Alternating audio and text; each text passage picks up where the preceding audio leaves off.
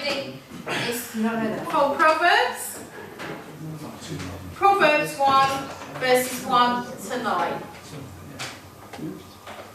These are the Proverbs of King Solomon of Israel, David's son. He wrote them to teach his people how to live, how to act in every circumstance. For he wanted them to be understanding, just and fair in everything they did. I want to make the simple-minded wise, he said. I want to warn young men about some problems they will face. I want those already wise to become wiser and become leaders by exploring the depths of meaning in these nuggets of truth. How does a man become wise? The first step is to trust and reverence the Lord. Well, if you haven't already worked out the theme for this afternoon, it is wisdom. Wisdom. Okay. A proverb is a short statement based on long experience. A proverb contains wisdom. It is short to make it easy to memorise. And I think as we get older, we need that. I used to be able to memorise whole plays. I don't think I could do that now.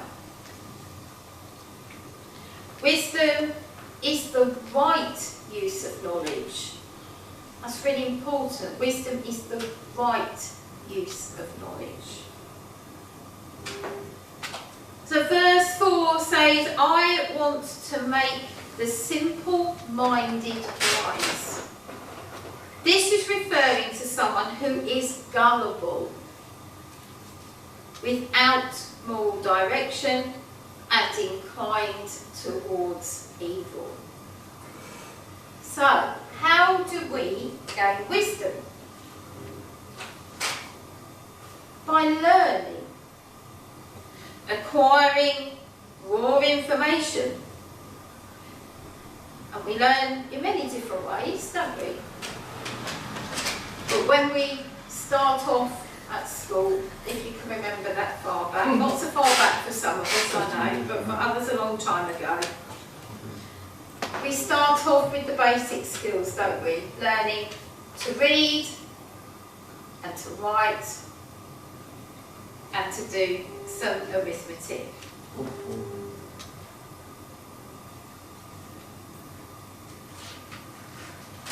So out of those skills, a really important one, I think, is reading. Because when we read, we learn, don't we? We learn a lot by reading. But you know, we have to be a little bit careful about what we're reading. Is the source of what we're reading reliable?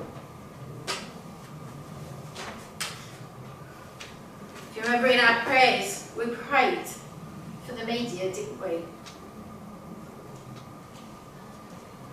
Because clever writing, or even changing just a couple of words that someone has said, can completely change our understanding and our perception of what happened.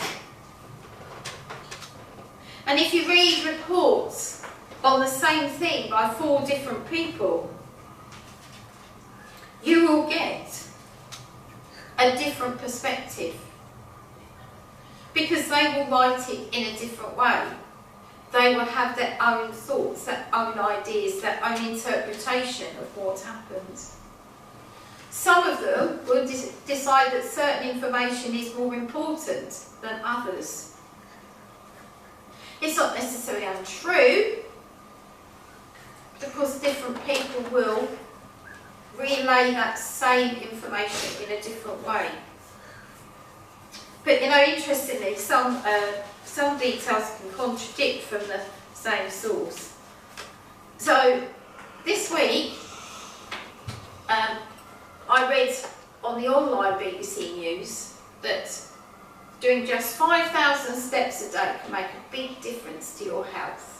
And I thought, well, that's great, because I always do 10,000 plus. So that's all right. So I'm not quite sure where I'm quite so fit, but anyway, never mind. Same day, a bit later on, we were watching the BBC News, and they said it was 4,000 steps a day. So, I've been called out doing 5,000 steps on the is it the 5,000 that they originally reported in their written online news, or is it the 4,000 that they told us on the live news? Neither. Or is it the 10,000 they've been telling us for years? Neither. So, that's just an example of how we have to think. Sorry. I've done a bit too. Yeah. We have to be careful about what we hear and what we read. The facts can be a little bit unsure. We're told to acquire raw information. Raw information. So what that means is maybe information that's been passed across about 10 times. If you're the 10th person to get it, there's a strong chance that some of it's been changed. But even if it's raw information, we still need to be sure of its source and reliability. Proverbs 12, verse 1 says, "To learn, you must want to be taught." Yeah. To learn, you must want to be taught. To refuse reproof is stupid. So the next thing we need for wisdom is knowledge. So that's information remembered for the future. Now we've got someone here that remembers everything. It's certainly not me. In fact, they remember things that you don't even remember about yourself. Yeah. So if you ever forget anything, just ask our oracle, who will remind you of what it was you was doing 30 years ago on this day. And what did I say? Absolutely. Oh, I don't know. And whether it was raining, the temperature, and the hen's head one as well. Information remembered for the future. How often has someone shared a useful tip with you? And you said, "Oh, I'll have to remember that." We may not need that straight away, we may not need it for a long time, but one day we will need it. Knowledge is our own personal library that we build up over the years. So that's why it's amazing when we get people like Joyce sitting in on coffee morning, because obviously Joyce knows a lot of these tips and things, so we can always. You're saying she's been out all the time? No, I'm just saying she has her own very good library. We learn and we gain knowledge from each other. We live in a world of information overload now, don't we?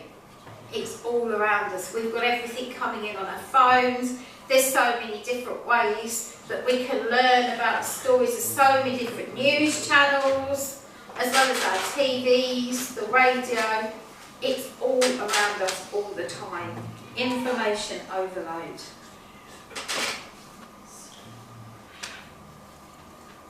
But gaining knowledge from others with proven life experience is a really good way to gain valuable and useful knowledge and things that we know work. The next thing we need is understanding. We sing, don't we? Many are the things I cannot understand.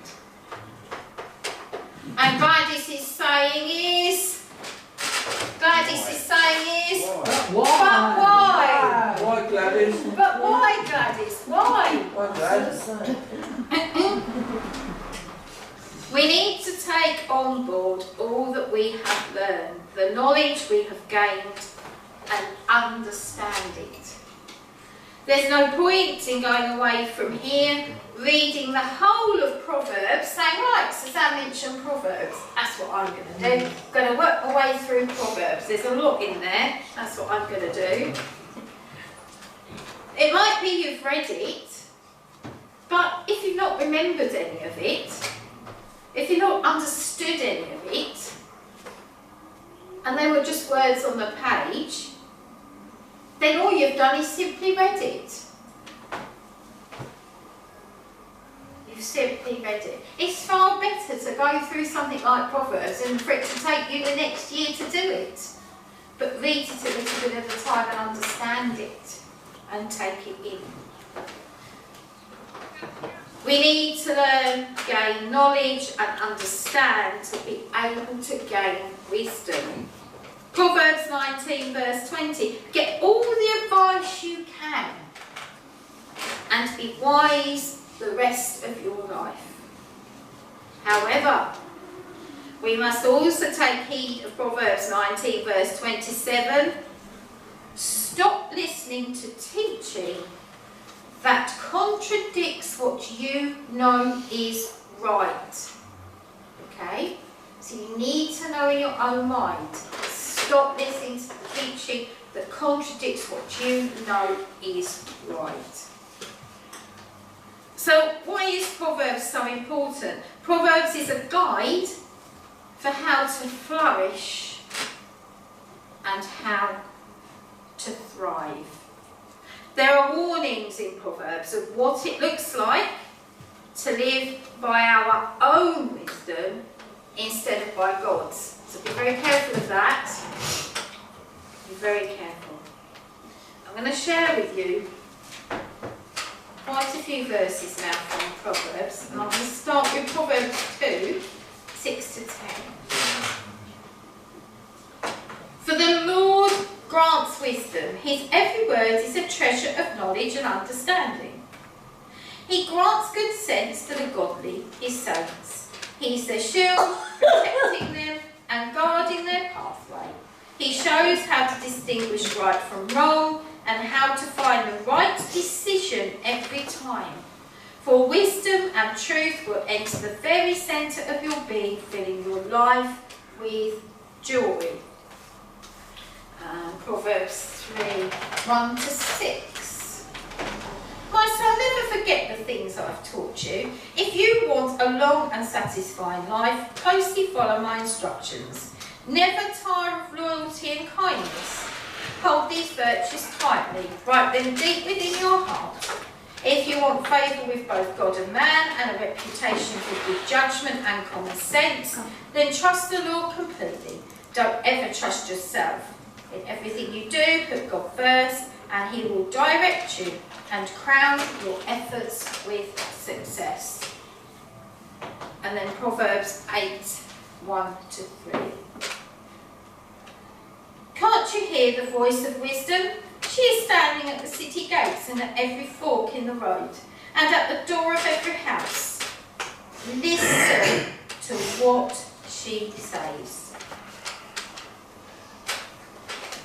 Listen, men, she calls, how foolish and naive you are. Let me give you understanding, O foolish ones. Let me show you common sense. Listen to me, for I have important information for you. Everything I say is right and true, for I hate lies and every kind of deception. My advice is wholesome and good. There is nothing of evil in it.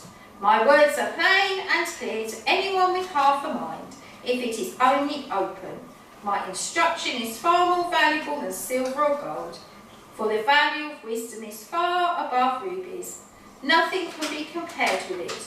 Wisdom and good judgment live together, for wisdom knows where to discover knowledge and understanding. If anyone respects and fears God, he will hate evil, for wisdom hates pride, arrogance, corruption, and deceit of every kind. In a world that is becoming more difficult to understand, more challenging to live in, we need to ensure we have wisdom, gained from trusting the Lord, listening, learning, and gaining knowledge. Proverbs 1:7-9, how does a man become wise? The first step is to trust and reverence the Lord. And that's what I want to leave you with. How does a man become wise? The first step is to trust and reverence the Lord. If you haven't taken that first step, then maybe now is the time to consider taking that first step.